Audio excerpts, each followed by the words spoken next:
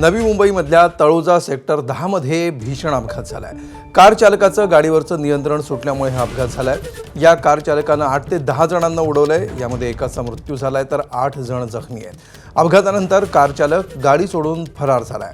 जखमींना खासगी रुग्णालयामध्ये उपचारांसाठी दाखल करण्यात आलंय। ही जी घटना घडली होती, या घटनेनंतर आहे ते प्रत्यक्षदर्शी आपल्याबरोबर, आपण त्यांच्याशी बोलूया।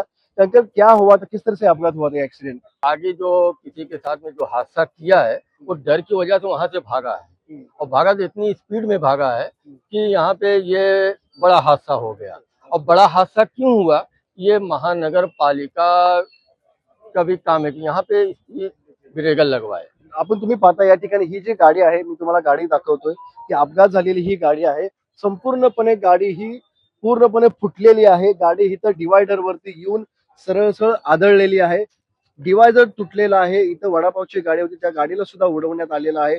इथं डीपी आपण बघताय की लाईटचा, विजेचा हा डीपी होता, तो डीपी सुद्धा खाली पडलेला आहे। त्यामुळे किती जोरदार ही धडक होती आणि गाडी सुद्धा संपूर्णपणे पुढे आहे ते फुटलेली आहे। त्यामुळे हा भीषण अपघात सेक्टर 10 तळोजा या ठिकाणी घडलेला आहे। याच्यामध्ये एकाचा मृत्यू झालेला आहे, 8 ते 10 लोक जखमी झाले असून एक जण हा आता आयसीयू मध्ये आहे।